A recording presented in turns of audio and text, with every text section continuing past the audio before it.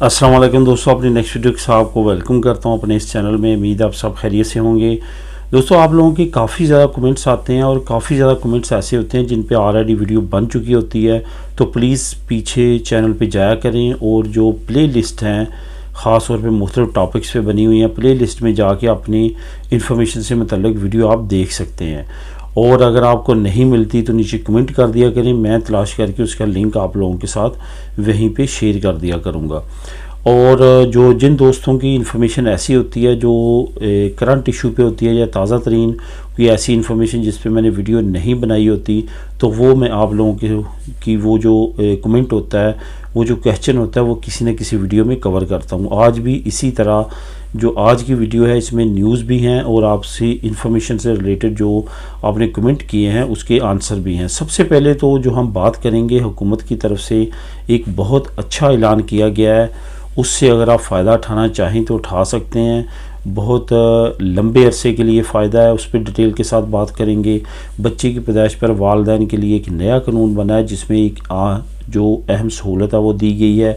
आखिरकार एक बहुत बड़ा गैंग जो कि जाली डॉक्यूमेंट बनाता था वो भी पकड़ा गया, जिसके पीछे काफ़ी अरसे से स्पेन की हुकूमत स्पेशली नेशनल पुलिस थी, उन्होंने उनको गिरफ़्तार कर लिया। इसकी डिटेल आप लोगों को बताऊंगा और स्पेन नेशनलिटी पर कितना अरसा आप बाहर रह सकते हैं स्पेन के कानून के मुताबिक, ये हम किस तरह से हम पे लागू होगा और स्पेन का कानून क्या कहता है कि आप कितना अरसा स्पेन की नेशनलिटी लेने के बाद किसी और मुल्क में रह सकते हैं।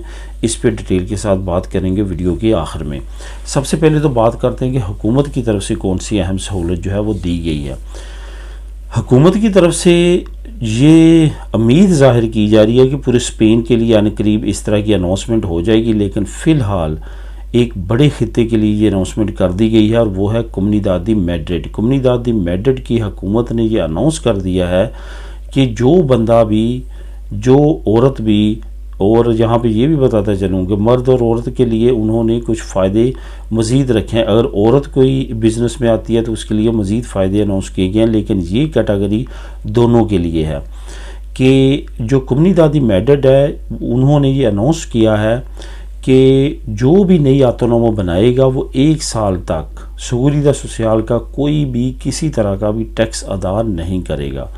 ये एक बहुत अच्छी खबर है। अगर आप कि पहले कभी भी ऑटोनोमो नहीं बनी, आप लाजमी तौर पे इससे फ़ायदा उठाएं। अगर आप कोमुनिदाद मैड्रिड के अंदर रहते हैं और कारोबार करना चाहते हैं तो फिर आप इस स्कीम से फ़ायदा उठा सकते हैं।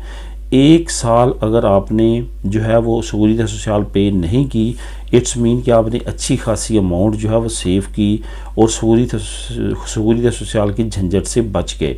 यहाँ पे ये आपको बताता चलूँ कि असिंदा आपको पे करना पड़ेगा। असिंदा मीन कि आपने जो रेंट पे कोई शॉप या कोई गोदाम वगैरह लेना है बिज़नेस के लिए, उस पे जो आपने किराया अदा करना उसका 21% हर 3 महीने बाद आपने कमुलेट करके देना होता है सिंधी को, वो आपको लाजमी देना पड़ेगा, उसमें छूट नहीं है।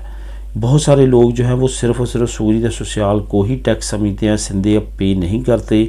वो जब 6 महीने साल बाद अमाउंट पे इंटरेस्ट लग के आता है तो उस वक्त उनको अदा करना मुश्किल हो जाता है और उसमें जुर्माने भी फिर पड़ना शुरू हो जाते हैं। इस वजह से लाजमी तौर पे जब अपना बिज़नेस करें तो ये 2 टैक्स का लाजमी तौर पे ख्याल रखें और साथ साथ अजंतामिंतों की जो फीसेज होती हैं उनका भी ख्याल रखें अगर आप लॉन्ग टर्म अपने बिज़नेस को चलाना चाहते हैं।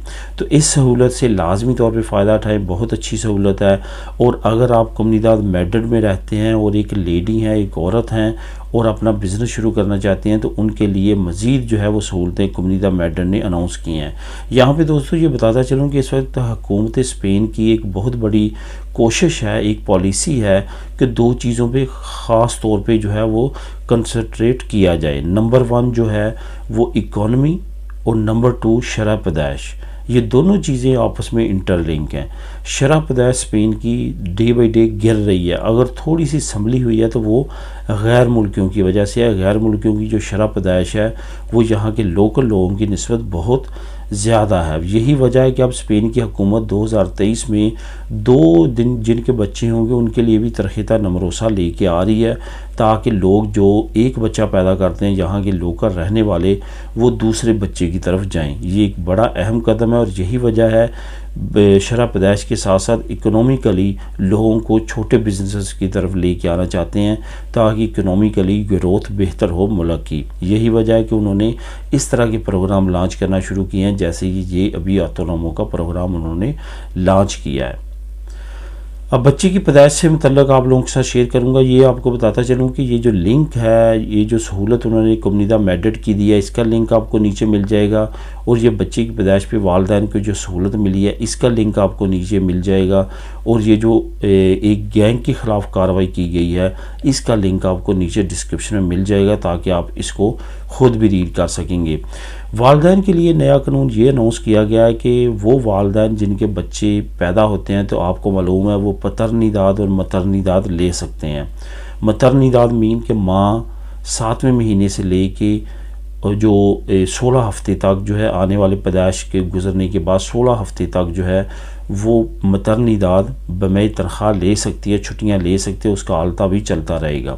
सिर्फ क्या होगा कि आलता चलता रहेगा, उसकी सूरीदा सोशल और आपकी सारी तनख्वाह जो है वो इंस्टीट्यूट नेशनल सहूलियत सोशल जो है वो पे करना शुरू कर देगा आपको, लेकिन आपका कॉन्ट्रैक्ट चलता रहेगा। इसी तरह से जो पतरनीदाद है वहाँ पे भी जो वालिद है उसको भी इसी तरह 16 हफ्ते की, पहले उसको 12 हफ्ते की थी, लेकिन 2022 में जो है उसको भी 16 हफ्ते कर दिया गया, यानी कि दोनों का इक्वल कर दी गई छुट्टी।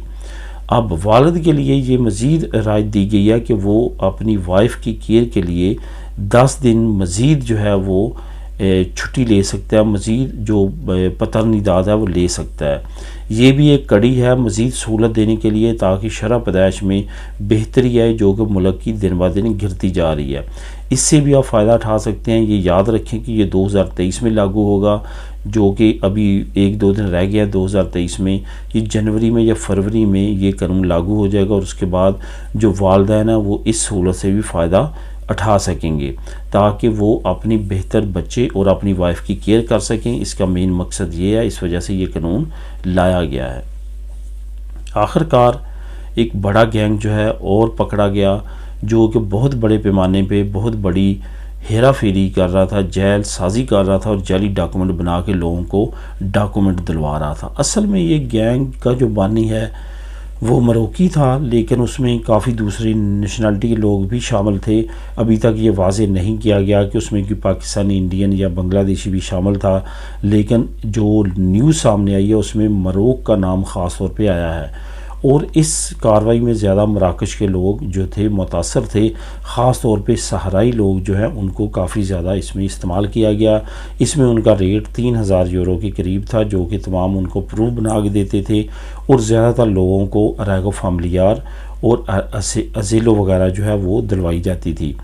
यही वजह है कि अब बड़े पैमाने पे काफ़ी देर से इंक्वायरी चल रही थी नेशनल पुलिस की और स्पेन की हुकूमत की इस गैंग को पकड़ने के लिए, क्योंकि बड़े पैमाने पे इन्होंने बड़े अरसे से ये काम शुरू किया हुआ था। आखिरकार बड़े पैमाने पे कार्रवाई की गई है और बड़े पैमाने पे काफ़ी ज़्यादा गिरफ्तारियाँ की गई हैं और मेजॉरिटी ऑफ पीपल जो है वो अंदलूसिया, अलीकांते और इस साइड पे लोग जो काफ़ी ज़्यादा मुतहरक थे इन डॉक्यूमेंट्स बनाने में, उनको पकड़ा गया है।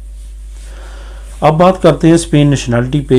कितना अरसा हम स्पेन से बाहर रह सकते हैं, ये काफ़ी ज़्यादा लोगों के क्वेश्चन इस पे आए हैं।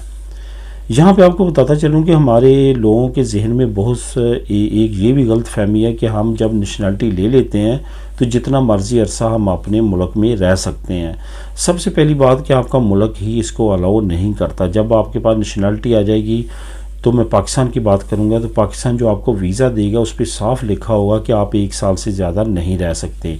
1 साल के बाद आपने लाजमी तौर पे एक मरतबा एग्ज़िट होना है और उसके बाद दोबारा इंटर होना है, तो फिर आपको दोबारा 1 साल आपका शुरू हो जाएगा। और ये याद रखें कि आपको वीज़ा मैक्सिमम 5 साल का इशू किया जाता है। ये पाकिस्तान की बात कर रहा हूँ।